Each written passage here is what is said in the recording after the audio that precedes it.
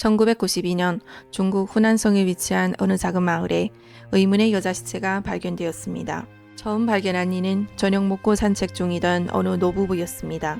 그들의 진술에 따르면 여느 때와 다름없이 조용한 동네였는데 갑자기 한 집으로부터 여자가 하의를 탈의한 채로 도로 옆 강물에 뛰어들더니 얼마 안 가서 그대로 움직임을 멈췄다는 것이었습니다.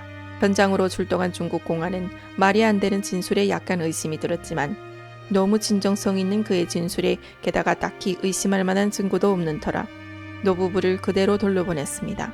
몸에는 외상도 없었고 뛰쳐나온 집은 본인의 집이고 게다가 집안도 누웠던 침대만 빼고는 거의 깨끗이 정리되어 있었고 타인의 흔적도 정액 반응도 검출되지 않았습니다. 겉으로만 봐서는 자살로밖에 보이지 않았습니다. 경찰 조사 결과 사망한 이는 동네에서 착실하기로 소문난 젊은 여인이었습니다. 게다가 그는 행복한 가정도 있었고 마을에서 작게나마 아침 먹거리를 파는 장사로 돈도 부족함이 없는 생활고와도 거리가 먼 생활을 하고 있었습니다. 이름은 병희. 동네에서 오랫동안 아침 장사로 주민들과 관계가 돈독한 30대 초반밖에 안 되는 젊은 여인이었습니다. 결혼은 했지만 남편은 따로 다른 도시에서 장사를 하고 있었기에 어쩌다 한 달에 한 번 정도 집에 들리는 수준이었지만 병희는 절대 다른 남종류를 기웃거리는 법이 없었다고 합니다. 장사와 가정을 돌보는 것 외에 유일한 취미는 무도장에서 신나게 춤추는 것인 병희는 어느 날 무도장에서 탕수퐁이라는 잘생긴 의사 직업을 가진 남자를 만나게 됩니다. 둘은 한눈에 반했고 얼마 안 가서 요관을 들락거리는 사이가 되었습니다. 번듯한 의사 직업에 돈도 있겠다, 인물도 훤하겠다. 장사밖에 모르는 남편과는 천지 차이가 나는 이 남자가 담이 났던 병희는 점점 이 관계에 빠져들면서 집착하게 되었습니다. 사실 병희는 이번 외도가 처음이 아니었습니다. 그녀에게는 장사 빼고 돈 버는 비법이 따로 있었습니다. 그녀는 자신의 반듯한 외모로 사회적 지위나 직업이 번듯한 가정이 있는 남자를 꼬셔서는 외도를 폭로하겠다는 빌미를 잡고 돈을 뜯어내는 한마디로 꽃뱀이었습니다. 아침 먹거리 100개 파는 것보다 며칠 만에 몸도 즐겁고 돈도 굵직하게 들어오는 불장난에 재미들인 병희는 반듯한 이미지 뒤편에서는 남자가 끊이지 않았습니다. 이 모든 것은 16살 난 조카가 옆에서 보고 듣고 있었기에 그의 진술에 따라 경찰은 쉽게 그의 내연남을 추적하게 되었습니다. 의사 직업을 가진 탕수퐁은 개천에서 난 용으로 가난한 집안에서 태어나 명문의대를 졸업하고 고향에 헌신하겠다는 의도로 다시 돌아와 그 지역에서도 꽤 큰 병원에 취직하여 잘 나가는 외과 의사였습니다. 취직하고 얼마 안 가서 원장이 집도하는 수술실에도 들어가게 되면서 앞날이 훤한 청년이었습니다.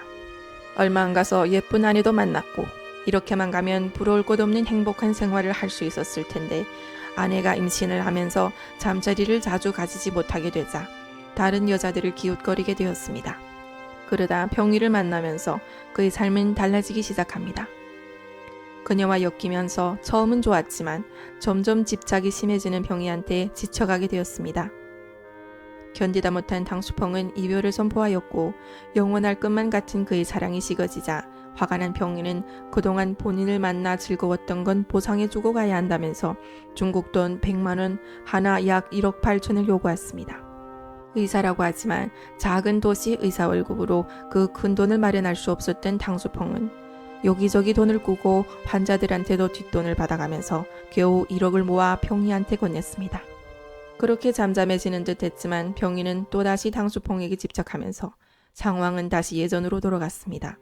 탕수퐁이 거리를 두려고 하면 나머지 돈을 빨리 달라고 들들 볶는 병희한테 지칠 대로 지친 탕수퐁은 큰 결심을 내리게 됩니다. 병희가 요구한 돈을 모으라 부모님의 쌈짓돈까지 끌어다 썼고 게다가 환자들에게 대놓고 요구한 뒷돈은 탈이 나서 병원에서도 경고 묻고 의사 자격까지 위태롭게 된 탕수퐁은 이대로는 더는 못 살겠다고 생각하여 병희를 없애기로 마음먹습니다. 그는 학교에서 배웠던 독극물 지식과 의사 신분을 이용하여 병원에서 시안 화물을 캡슐에 넣어옵니다. 시안 화물은 뇌나 심장 조직의 독성을 일으켜 산소 결핍으로 호흡기 감퇴, 심혈관 기능 감퇴, 혼수 상태를 유발할 수 있는 물질입니다. 그날도 여느 때와 다름없이 둘은 병인의 집에서 만납니다.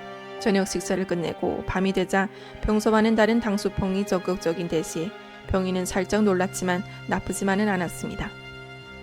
당수펑은 슬쩍 캡슐을 병이의 몸속에 집어넣습니다. 이질감을 느낀 병인은 방금 그게 무엇이냐고 물었고 당수펑은 어렵게 홍콩에서 구해온 고가의 최음제라고 둘러댔습니다. 요즘 서로 사이도 안 좋았고 생각해보니 다 내 잘못인 것 같아서 어렵게 오늘을 위하여 준비했다고 하자 병인은 안심했습니다.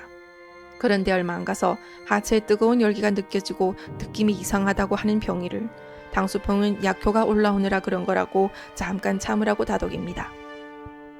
다시 1분 정도 지나자 뜨거운 느낌에 참다 못한 병인은 벌떡 일어나 앉았고 이번에는 가슴을 움켜잡고 숨이 안 쉬어진다며 호소했습니다.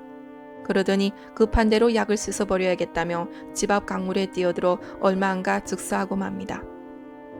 이렇게 신박한 방법으로 돈을 챙기려던 병인은 죽음을 맞이했고 즐기려고 선을 넘었다가 병이한테 잘못 걸려든 당수펑은 법의 심판을 받게 되었습니다.